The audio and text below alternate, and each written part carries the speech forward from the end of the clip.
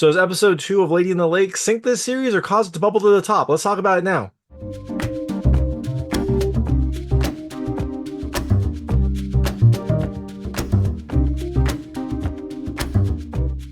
Hey everyone, it's David Stark from Watcher Pass. I'm here to talk to you about Lady in the Lake Season 1, Episode 2.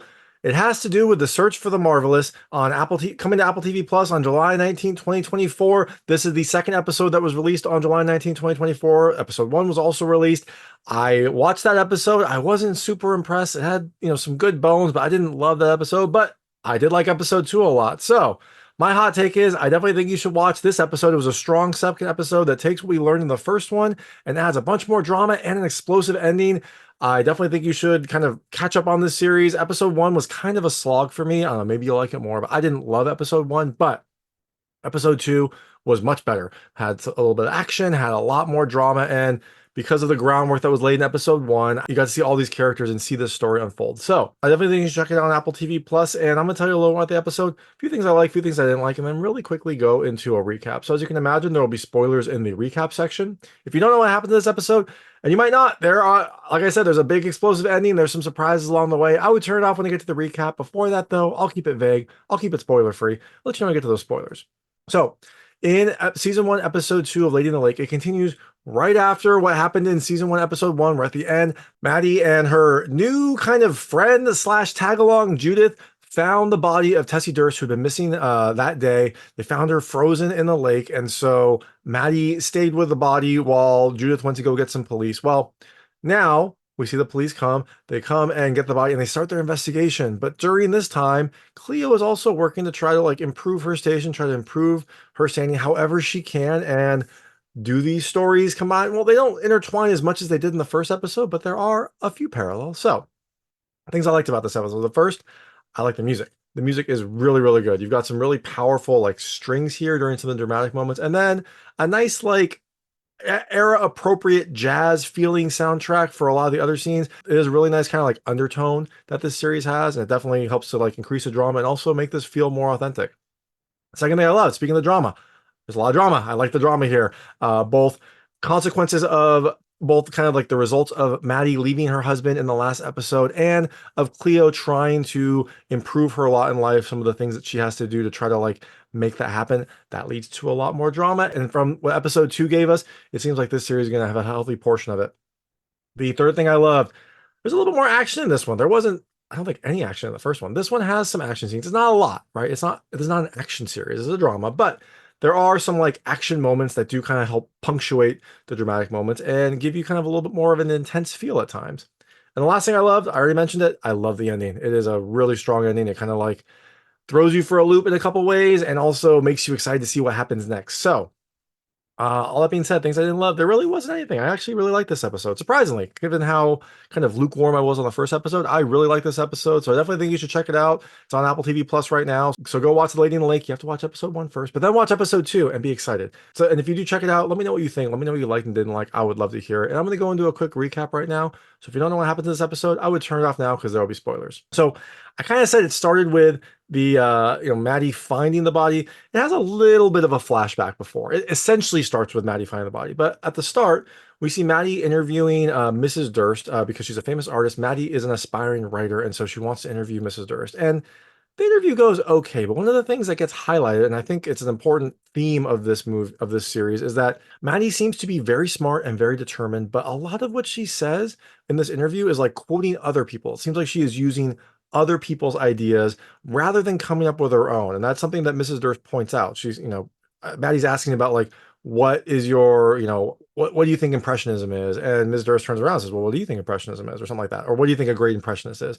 And Maddie goes and quotes people, prominent people. And Mrs. Durst is like, well, what do you think? And so I think that is going to be a theme of Maddie not really having her own agency, Maddie not really having her own ideas. And that was one of the things that kind of broke, I believe, and why she wanted to leave is she wanted to kind of strike on her own and be her own person. Well, it seems like that goes back a long time.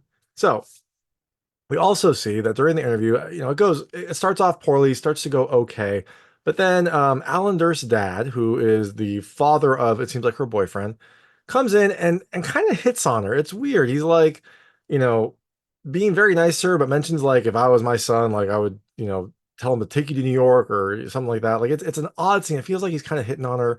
Who knows? Maybe this is part. There seems like there was some sort of trauma that happened to her in 1947, maybe involving her prom or something like that. So this might be laying some of that groundwork. Also, we've only seen like little glimpses of it here and there. But after the interview, she goes and like walks into the mother's art studio. And there are some sketches of nudes, but then there's also a like sketch of a woman in like dark water. And it looks very similar to how Tessie Durst was found. Now, I'm sure it's a coincidence because this then snaps us back to Maddie, but I don't know, maybe there's something more sinister going on here. Who knows? But it snaps us back to Maddie at the body. She's sitting there with the body. She's kind of like freaking out, but she's staying with the body during this time. So the police come, they take Maddie and Judith to the police station. They question Maddie. And during this whole thing, they're real creepy to her. I don't know if they're trying to be like patronistic, but it comes off as like essentially all of them are trying to hit on her. It's not a great look for them. And I don't think Maddie feels very comfortable about this, but eventually, she gets done with the questioning. You also find out that they're kind of mean to Officer Platt, who appears to be maybe the only black cop in this beat, and so they also treat him poorly. Also, so I think that's an important scene because it feels like maybe Officer Platt doesn't love his police comrades as much, but we'll see. Now they eventually take Maddie home, and again they're creepy to her before she gets back, but she finally gets back, and then she puts herself together. The next day goes to her old house to gather her family because they're going to go to Tessie Durst's funeral. And when she gets there, her mom is there. Her husband called in the mother to come try to convince her to come back. Maddie doesn't really appreciate this. The entire family is kind of like not understanding what Maddie wants, which look, it's kind of understandable. It's the 60s. I don't really think anyone really knew what was going on with anyone else, but her family is not like contemplating what Maddie wants to do. Like her husband's just like, "What are you doing? Like, why would you do that? Why would you walk out on her son?" She's like, "I didn't walk out on her son. I walked it on you." And she asked for money to like clear her head, and he's like, "No," essentially like, "Absolutely not." And she gets mad at him. But they eventually get ready. They go to the funeral, and when they're at the funeral, the family's kind of a pain. They don't really want to be there. Also, the son has a really weird reaction to the funeral. He eventually just like leaves, and it's kind of odd. But you're wondering like maybe there's something else going on. I don't know, but he didn't seem to care about finding Tessie. He didn't want to go to the funeral. He said, like, I don't want to go. He's like, I don't understand why we bury them so soon. He's a Jewish kid. Like, I'm sure he knows the reasons why they bury people within however long it was, I don't know, a day, 2 days. I'm not sure how long the actual requirement is, but he doesn't want to go to the funeral. He doesn't think he thinks it's too early. And then he like abruptly leaves when they start talking about Tessie. So maybe there's something going on there. Also, during the funeral, Tessie's mom comes up to Maddie. I don't think Maddie knows how she's going to react, but Tessie's mom comes up and is like very appreciative to her. She like asks if it seems like she like cried out for her mother, but then she like starts crying and hugging Maddie and saying like, I heard that you stayed with her, that you refused to leave her, and just like thanking her for being with Tessie's body after it was found. So it seems very sweet. It seems very nice. Oh, and speaking of Tessie and that, we also see the aquarium guy, the creepy guy that we saw in the first episode, which maybe he seems to be probably the most likely person that killed Tessie, which means he's probably not the person that killed Tessie, but he is very weird. He is in his house. He has a bunch of fish in a bathtub. He's like, moving them with his hand, and then he puts on a gas mask and goes and sits with the fish. And I think he uses this gas mask to like visualize other things. So like block out the world and like get into his own head. So he's sitting in the bathtub with these fish around him. I'm not sure if it's like a relaxation thing. I'm not sure if he wants to be a fish. I'm not sure if it's a sexual thing. You don't know. But his mother comes back. She gets very upset at him. She hits him a bunch, pulls him out of the bathtub. It seems like I can't tell if she is upset about him doing this weird fetish thing or if she is upset that he's not at the store. It could be either. She does yell at him for, doing this again, but then also yells at him for not being at the store. So it seems like he has a, strange personality and a very domineering mother. So now we get to see Miss Cleo or Cleo. I'm gonna call her Miss Cleo a lot, but it's just Cleo. Cleo finds out that through talking to some of her friends that Myrtle Summer, the person that is like running for some sort of political office and is opposed to Mr. Gordon, who is Cleo's boss and who Cleo spoke out for in episode 1, Myrtle Summer was actually financed by Mr. Gordon. So back in the days, back in her books, she got contributions from Mr. Gordon. So maybe Myrtle Summers' hands aren't super clean. Cleo verifies this because she's an accountant. She goes to the books. And later, she goes to do her volunteer job. Remember, she's working for Mr. Gordon, but she volunteers for Myrtle for Miss Summer. And so she goes out there, goes to do her volunteer job, and there she asks Miss Summer if she can work full time. I think she wants to get out of Mr. Gordon's thumb. She wants to do something that she believes in. And Myrtle's like, I shopped around, everyone loves you, but I can't do it because if I hire you, it'll look like I bought your support. Like she made this, like Cleo made this great statement for Myrtle, and now she gets hired. It doesn't look good politically. So she says no, and then they want Cleo to like record a spot for Myrtle, and so she's talking about her life and how she wants change. She wants something, different. But she kind of locks up when she starts talking about her dignity because I think she's kind of upset that Myrtle's not going to like hire her, that she basically has to go work for Mr. Gordon, who she doesn't believe in, but he's the only person that will seem to hire her. So I think she gets upset about this. They try to like convince her to keep talking, and she just like slaps their hands away. So after this, Cleo goes to Mr. Gordon to ask for more work. Specifically, she wants to work on his red books, which I guess are probably maybe more sensitive books. She works only on his green books or his blue books, one color, and she wants to work on his red books. Now, he says he likes this. He likes that she wants to take on more work, but he says that he needs to be able to trust her, and she has to show him that he can trust her, show him through her actions. And he also says, if you need some more money, have Slappy come by for a show. Slappy's her husband. He's a comedian. Mr. Gordon says, have him come by for a show. So back to Maddie. Maddie is after the funeral. Maddie's trying to figure out ways to get funds for her new life. She left abruptly. She doesn't have any savings of her own. She tries to sell her car, but even though the car is in her name, no one will buy it unless her husband signs for it, which seems preposterous. Like it's her car, but they all want her husband to sign for it, so she can't sell her car. Uh, and so then she starts thinking about other ways, and it seems like she is going to say that her wedding ring is stolen. She kind of trashes her apartment, hides her wedding ring, breaks some stuff, throws away some costume jewelry, and then calls the police saying that her apartment was robbed. And so Officer Platt is the one that shows up to investigate. And at first, and Platt starts talking to her about the case, the Durst case, because she found Tessie Durst. So he starts talking to her about it, and he says, that you and your friend were suspects. She's like, what? Like, yeah, they thought it was some weird like lesbian sex cult, but now they're honing in. But that wasn't before. But that was until they found aquarium gravel under Tessie's fingers, and so now they think it's this aquarium guy. So Platt's filling her in a little bit, giving her some information, but he seems to also basically sense that Maddie is like scamming the insurance. He basically talks to her about her losing her ring and how, if she's interested in the insurance money, that might take a long time. So she should take that into consideration in whatever plan she may or may not have. So at first it seems a little accusatory, but it seems like Platt's pretty cool. It seems like Platt is just like informing her of what's going to happen. So she might need to plan for some other stuff to get by. So later, some investigator comes by her place and tries to get info on the story. He wants to get info on like her and her friend and how she's a suspect. And Maddie like wants him to leave, but then eventually says that they pay for good leads. And so she gives him a quick lead about the aquarium person. The thing that she learned from Platt, she gives it to him. I don't know if he paid her though, because they didn't like come to an agreement beforehand. She just told him and he leaves. Hopefully she gets paid because she definitely needs the money. So now they are going to catch the aquarium guy, this person named Stefan, and he seems to be kind of like in his world again. The cops are all outside getting ready to arrest him, and he has his mother tied up in the aquarium, and he's has his gas mask on. He's dancing with a broom, and in his head, he is seeing he's dancing with his mother, but that's clearly not happening because he tied up his mother.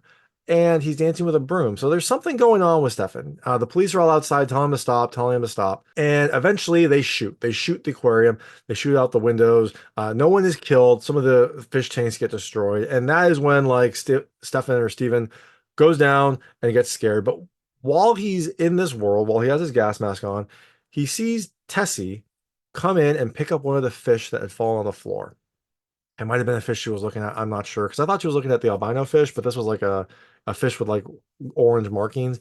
But she picks up and gives it to him, and he looks a little scared. I'm not sure if it's like a guilt thing or if it's a just she was the last person he saw in the store. You can't really tell, but there's something going on. Now he leaves with his mother. His mother says she's fine. Don't shoot, don't shoot. He gets arrested, and now he is taken to prison. Now later, Platt comes and he wants to update.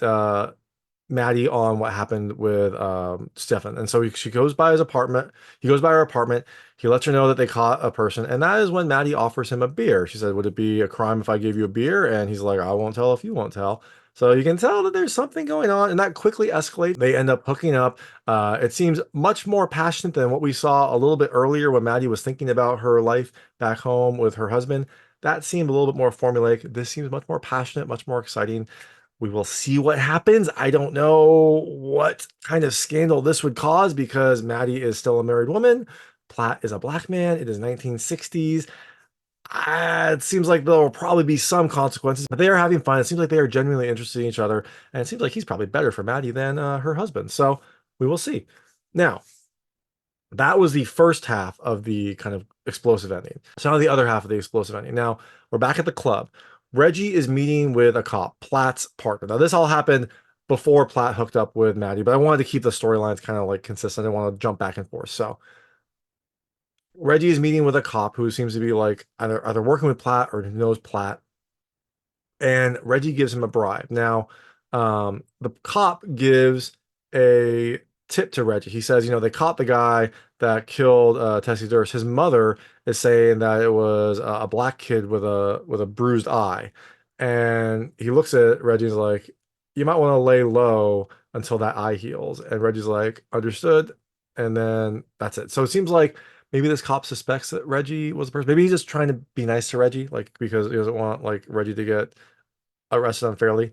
But this seems fairly shady. It seems like maybe the cop knows more about what's going on. So that happened. Now, Sloppy is doing his performance at the club. He does really well, but during his performance, Mr. Gordon comes up to Cleo and gives her a envelope to hand to someone. She has to go deliver it to this apartment, give him the money, and then leave. So she goes to this apartment. She asks for Duke. She gives him the money. It's a bunch of people like getting guns ready. She tries to leave, and they don't let her. She's like, you want to let me leave, or also you'll hear from my employer. They seem to not care. They make her drive to whatever job is happening. And so she's driving with this person, Duke, and then two other cronies in the back. They arrive at Myrtle Summers' house, and Cleo recognizes this. And it turns out that they are going to try to assassinate Myrtle Summers, or maybe even send a message. I'm not sure. But the two other kids in the back go up to the door. Cleo's trying to tell them not to do it, not to do it. But they go up there. They knock on the door. When the door opens, one of the kids goes in and shoots like 3 or 4 times, and then they run. And while they're running, someone else comes out of the house with a shotgun and starts shooting at them. I don't think he hits them, although it looks like he might have hit one of the kids. You can't tell. No one falls down. They keep running, so maybe he didn't. But in the process, he also shoots at the car that Cleo's in. She seems okay. The window gets broken, but she uses the opportunity to like leave the car and run. And as she's running, that is the end of the episode. So what do we think here? What's gonna happen next? Well, I don't know. Maybe Mr. Gordon wanted this as a setup for so that he could get some dirt on Cleo, make sure she's loyal. Like maybe it was just he wanted to test her loyalty. But it seems odd that someone that, knows how dangerous Mr. Gordon is would kidnap his envoy. And so it seems like I think he probably set this up so that he would get some dirt on Cleo, like she was at the scene of the crime, she could be implicated, she has to trust him, she has to be quiet, or else he could then like, you know, get her in trouble with the law because she was at the scene of an assassination. I think that's probably what's happening. Now, what about who killed Tessie Durst? Well, the obvious one is the aquarium guy, but that seems too easy. This person seems weird, but he seems to be just strange. Reggie also seems like a likely suspect. He has a, you know, Reggie also seems like a likely suspect, but I don't know. I'm not sure. Maybe it is Maddie's kid. He seemed a little off. He seems a little like strange, and they keep showing him. So maybe it was him. I don't know. My money is maybe on Maddie's kid because that would be a big surprise twist. But we will find out. Cleo is running. I'm not sure where she's going to run. I'm not sure if she's going to run to Mr. Gordon, which would probably be the smart move because he's going to protect her. She can't really run to Miss Summer because her house was just shot at. So she's probably going to run. Maybe she'll run to Mr. Gordon. Who knows? But I think that whole setup was so that Mr. Gordon could have some dirt on her and kind of like keep her loyalty and keep her kind of pinned into his organization. So I guess we'll see next week with season 3, but that was Lady in the Lake season 1 episode 2. Like I said, it's a lot better than the first episode. Definitely check it out. Catch up now because only 2 episodes, so you can catch up pretty quickly and get on this train, boat, whatever. Get on this Lady in the Lake boat. Yeah, let's go with that. So if you check it out, let me know what you think. Let me know what you liked and didn't like. I would love to hear it. And thanks so much for watching. If you like this review, please like and subscribe to this channel. It helps me out a lot. Make sure all my new content goes straight to you. Thank you. Maddie and her friend, what was her name?